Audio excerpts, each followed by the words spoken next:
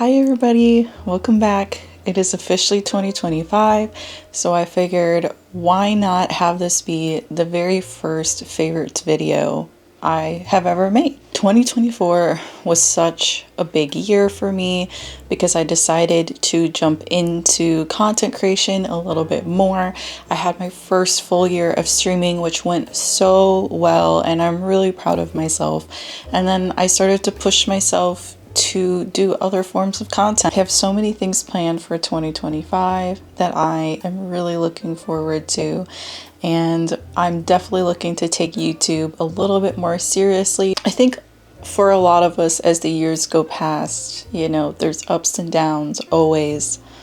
But I think for me, even though there were definitely some downsides, I had so many wonderful things happen for me.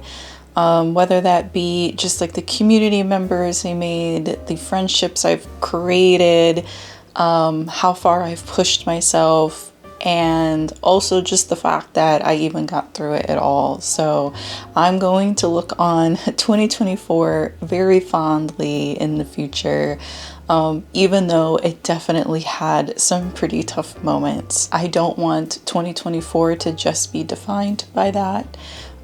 So I'm looking forward to the future and where I go from here.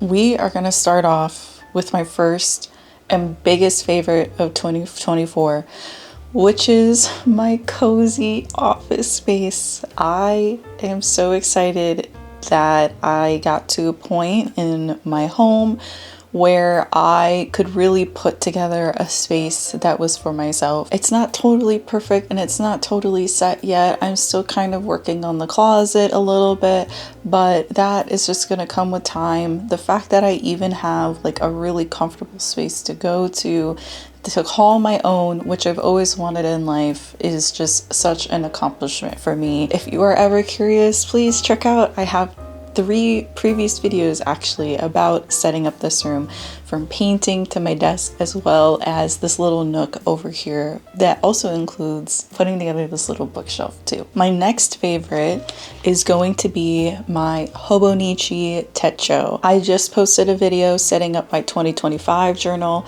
I loved this. I took journaling a lot more seriously this year.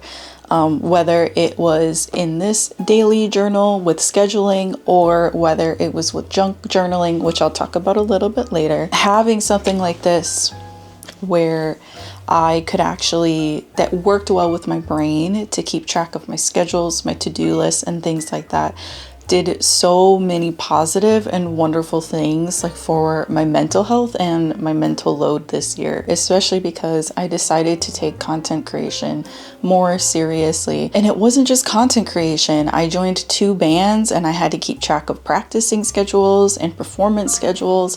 My partner also took on a lot more performing gigs, as well as their regular 9 to 5. So there was just a lot more life stuff happening, not to mention owning a home and having to really kind of break down any projects or chores that needed to get done. There was just so much more to balance this year, and to really get myself again to writing and journaling my schedule every day was just so helpful. So this next one I'm going to talk about is actually kind of a combination of 3 hobbies that I took on a little bit more seriously this year. I do my best to try not to have a hobby graveyard. And while I did have some hobbies that maybe I didn't really do as much this year as others, or maybe I didn't touch at all, no matter what, I like to always have somewhere between 3 to 5 hobbies I kind of make my main priority in a year, so that way I could rotate through them and adjust to what I need in my life at that moment, whether it's something really stimulating, low stimulation, something really engaging, something to turn my brain off with, etc, etc, etc. My 3 hobbies that I rotated through, I would say the most this year, would be junk journaling, coloring, and crocheting. This junk journal was just my little savior this past year. I've always been someone that loved to collect stickers. I love to collect little mementos, and yet I was someone that dealt with like sticker guilt. Like I didn't know where to put it, or I was too worried about like putting it in the wrong spot and then not ever getting to appreciate that. Junk journaling freed that for me so much. If you are on TikTok and also a fan of coloring, you will definitely recognize these coloring books. These are the Bobbie Goods ones. I just really liked these, you know. There's so many good coloring books out there though, you guys. Like these are adorable. I love how the creator made these. The scenes are cute, the characters are cute, but if you really want to get into coloring, you don't need to get these. I just happened to be an early follower of Bobbie Goods and just happened to kind of like get lucky like early on with like owning some of these. I have done it in the past where I did some of those like bigger adult coloring books that are really tiny and really detailed, and those are really fun, and I don't mind doing those every once in a while, but those are kind of require a little bit more brain engagement from me, and sometimes I want the equivalent of just like a children's coloring book, but not a children's coloring book, and that's kind of where the Bobbie Goods ones I feel like really filled that satisfaction for me. And then obviously the next one is crocheting. I have been on and off crocheting for a really long time. There is nothing like creating something with your own hands. If you want to see when I picked it back up again, you can see my very first vlog on this channel was me making a bear balaclava, which is so cute and it's so warm. I've worn it a couple times and it's very comfortable. I'm very proud to have made it. But then I got into making a bunch of Christmas presents, and I just very thankful that the people I gifted them to really love them. Next on my list is my mechanical keyboard. This is the very first time I ever built a mechanical keyboard. I chose a base that already had all of the mechanical stuff inside put together, but I did choose the case, the switches, and the keycaps all by myself. I have a whole video on it that's a little bit more of kind of like a body doubling video. It's the first time I ever made anything like that. It's essentially Legos, but it's like useful Legos. You know what I'm saying? And I love the sound of it. Here's a little sound test. I have been watching keyboard videos for I feel like 2 or 3 years, basically ever since I joined like TikTok and made a TikTok account. My next 2024 favorite is a last minute ad because it was a Christmas gift from my partner, but it was one that I've been wanting for a few months ever since it got launched, and it is this miffy clock by Retrospekt. If any of you guys know anything about Retrospekt, it's kind of, you could probably figure it out just from the name alone, but they take a lot of sort of vintage technology and then make a new spin on it. Some of it is brand new stuff. Like I have a cassette player that is Hello Kitty because they did a collaboration. But this company is also really cool because they also make an effort to get old like tech, whether it's like Game Boys, Nintendo 64s, Walkmans, boom boxes, cameras, etc., and they refurbish it and then have it available on their website. In this case, this year, they did do a miffy collaboration. So there's a Polaroid camera, there's a 35mm camera. I think there's even a single use 35mm camera.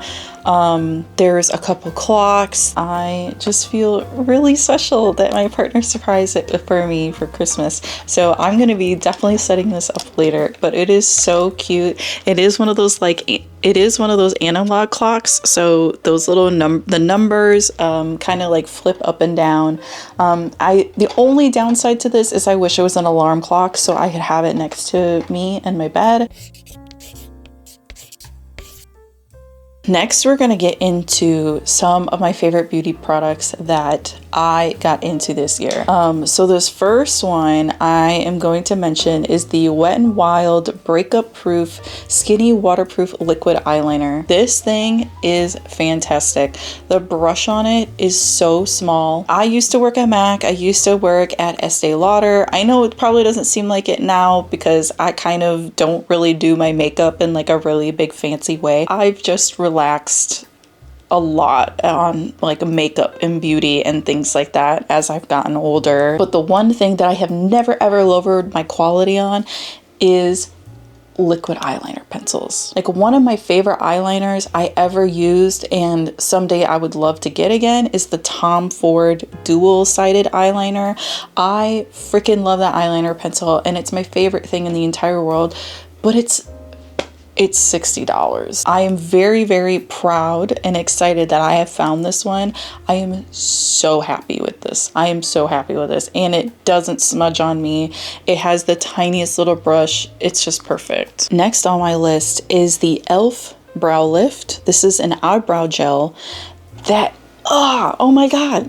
I'm obsessed with this. Eyebrow gel is another thing I've always been really picky about. As you can kind of see, I do kind of like to I want to say a brushed up look. I do like my eyebrows when they stand up a little bit, but I don't like the really feathered look. And so I very often find that eyebrow gels just don't really last throughout the day.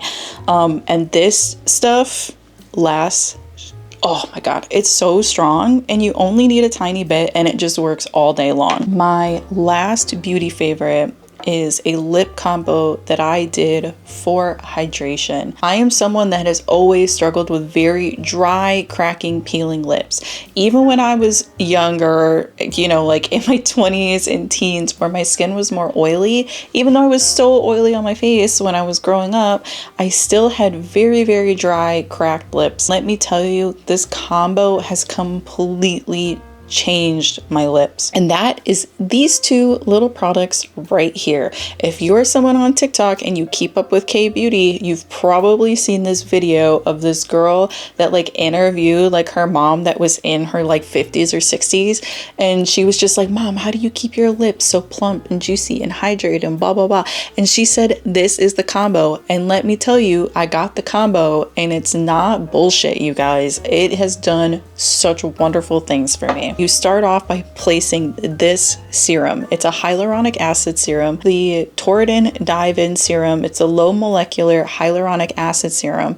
So you put this on your lips first, and obviously it's a serum, so you really need just a tiny, tiny little bit. And then you top it off with this. It is the CNP Laboratory Propolis Lipcerin. I put it on before I go to bed at night, and my wake up and my lips are so soft.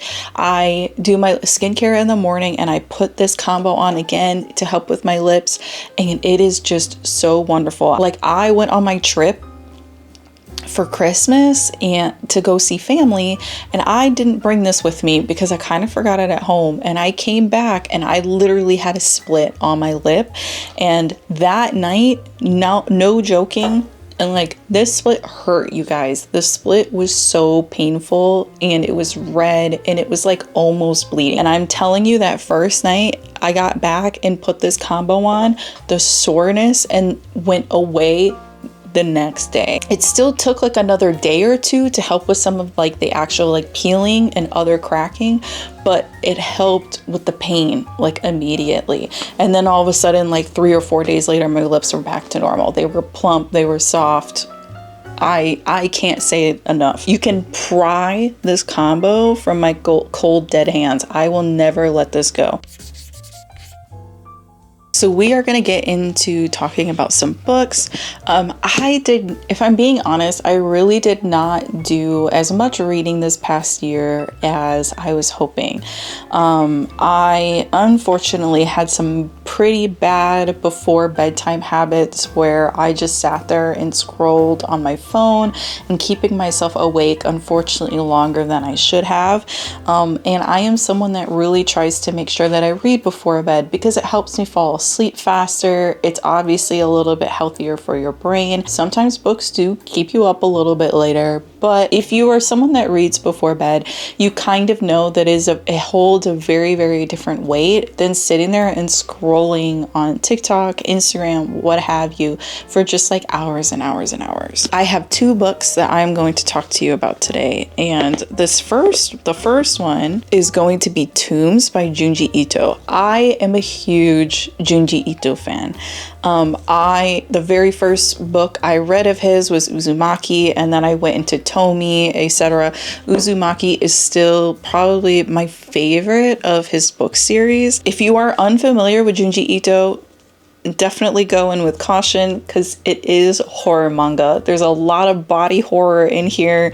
I love horror stories. I know that a lot of my content on YouTube so far has been like pretty cozy and pretty chill, and I probably give off the idea that I do a lot of cozy stuff, and I do, but I love horror. I love horror manga, I love horror movies, I love horror stories, I even love horror video games. And this was just fantastic. I always love the way he draws. I love the stories. I can't say much else. The next book that I read that I really loved is going to be this one. It's called Diary of a Void by Emi Yagi. It's a story about a woman who experienced a lot of like really unfortunate things that happened to her that kind of shows that she is not an equal in the offices with the men that she works with. She's the coffee runner. She cleans up the office room. She does the dishes, and people ask her to do things that they don't ask the other men in the office to do. So then what she does as a response to this is that she actually then she pretends that she's pregnant. She pretends that she gets knocked up by some, just like unnamed lover. And now she's going to have a baby, but it's all pretend, it's all fake. And you can kind of see like this transformation of just like how she basically her experiences in the office and how greatly they change because nobody wants to upset the baby. And so they stop like asking her to do certain things, and her life in the office just like becomes easier. She stops working late because she needs time to get home so she can relax and get good sleep. She's going to these classes. It ends up being a little bit wild because she does end up going farther with it than probably any other person would if they were just like pretending they were pregnant. She didn't want to be the office mom, which honestly I understand, like, would I necessarily go that far to get away from it? No. Do I understand why she would do it to stop being the office mom? I also do. My favorite movie that I watched this year is Talk to Me. It's a story about a group of teenagers that basically have this hand, okay, and you hold hands with this sort of ceramic statue, and you say, talk to me, and then you become like temporarily possessed. These teenagers, they are recording each other, they're posting it and going viral on social media and showing this stuff. They're having parties, they're having get-togethers, and then it essentially becomes a story about this girl named Mia who almost becomes like addicted to it. And it's really not just her. She's the main character of the story, but her and her friends, they become really addicted to the thrill of doing this and the danger and all of that. And then, of course, with any horror movie, it ends up getting out of control. A lot of people get hurt. It's a really good movie. I loved it. It essentially is just an allegory of like teenage drug use. That's kind of like how it comes across to me. Great writing, great acting, great storytelling. If you love horror movies, I could not recommend this one enough. And now we are getting into the very, very last section, which is going to be my favorite video games that I played this year. This first one I'm going to list is Neva. It is the same studio that created Gris, if you guys are familiar. And when you see the two art styles next to each other, you can tell that they are from the same creators. It's such a beautiful story about loss and finding yourself. It was a beautiful, beautiful game. and I definitely cried when I finished it. I'm not sure if I said it yet, but it is like a cozy puzzle platformer. I would say that this ends up being a little bit more difficult than Gris, just because there is some like fighting mechanics involved. I would say that it is still probably a great beginner platformer if you are someone that is interested in platformers, but the puzzles in it were so creative, the art, the music, there's even some like voice acting it. Oh my god, such a beautiful game. I'm a really big fan of that one. Next would be Europa. This is another cozy chill puzzle platformer. There's no fighting in this one, but it is a story about a little boy who has to kind of find his way to this little island in the sky called Europa because he recently lost like his papa, and he's trying to make his way through this strange world where it sort of seems like they're these like little robot creatures that have kind of taken over. Some of them are friendly, some of them are like not so friendly, very much like how Neva is. It's very much a story about loss, self-discovery, self-empowerment. But at the heart of this one is really about what I think is probably like human race, and talking about like global warming and how we try to kind of like find a better future. And sometimes the steps we take are not great, but then how can we turn that around? This is another game that made me cry. It was so beautiful. I loved the artwork, the music. I mean, you're probably gonna hear me say that a lot. And my next favorite is Minami Lane. I loved this little game. It was so cute. It's a puzzle game about completing objectives so that you can beautify a street. Sometimes it's about building parks, building apartments, building shops, building boba shops, building bookshops, noodle shops. Sometimes you're building onsens. It was just a really simple game where it gave you a list of objectives when you got to a new street, and you had to complete it within like a certain amount of days. It was really simple, but I just thought the art in it was just really touching, and it was just cute, and it was just a sweet, simple game. It wouldn't be me if I wasn't talking a little bit about horror. And one of my favorite games that came out this year is a game called INDIKA. This is a sort of adventure puzzle walking simulator. It is in the horror genre. I kind of found it not to be as scary, but it definitely does have some horror elements into it. But just don't expect it to be like, let's say, like Mortuary Assistant or Poppy Playtime. You know, like there's nothing like that going on in it. It's almost like, I saw a comment on it in a review on Steam where someone was like, it's essentially if A24 made a video game, and I could not agree with that comment more. It's a story about a nun named INDIKA who hears the voice of the devil on her adventures. She's essentially being ordered to leave the convent and go deliver a letter to a monastery. And then on her way, she ends up meeting like an unlikely adventuring partner, and it's essentially a story of how these two move together and go from point A to point B. A story of her trauma and her life, and just like unfortunately how, in this case, how religion ended up being a very negative aspect in her life. This game is just so hauntingly beautiful.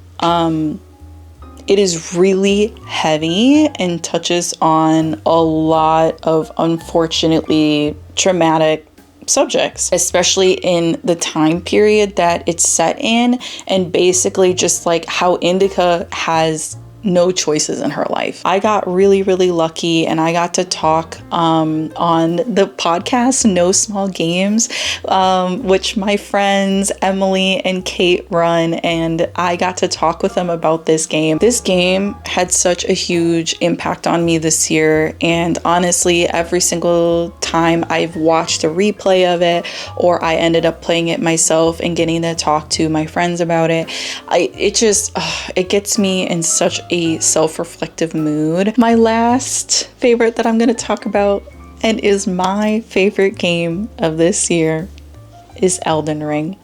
This is my very first FromSoft game, and I am so proud of myself for how far along I've gotten into this game. There was a DLC that just came out, like, I want to say like a month or two ago.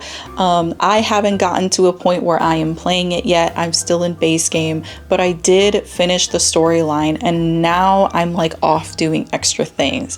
This is actually, I think, one of the first games I've played where I finished the storyline and I'm like, okay, but now I'm gonna keep going and doing stuff around the world. But I knew that there were really iconic boss fights I wanted to go up against, and I also am interested in playing the DLC. It's a story about a group of people that you might call the Tarnished, and you are setting off on a big open world adventure where you try to go and become Elden Lord. It is a very difficult video game, but Elden Ring has always been sort of recommended as a great first FromSoft game, and I can't say it enough because there are elements to it that allow you as a beginner with a difficult game like this, you know, just get your hands wet. Well, if you're interested in playing video games that are this tough, because you can summon your friends to help fight with you, you can have a little summons. There's like, it's like little characters that like look like little spirits and they fight alongside you, but you level up, you gain weapons, you gain powers. There's so many different classes and so many different abilities that you can kind of develop in the game so that you can go through the game basically in a way that is best for you. I never thought I would be playing a FromSoft game ever in my entire life. But I'm here, and unfortunately, I understand why everyone loves it so much. All right, you guys, and that is my list of my favorites from 2024. I would love to hear your thoughts. Was there anything that I listed that you also enjoyed, or maybe you might be interested in trying in the future? But I would also love to hear any of your favorites in 2024 as well too, because I am always looking for books. I'm always looking for recommendations. Once again, thank you so much for hanging out with me today and listening to me yap this whole time. I really hope that this next year brings kindness and joy for not just me, but for all of you here too. But until the next video, please be kind to yourselves, be kind to one another, love each other, and we will see you in the next one. Bye!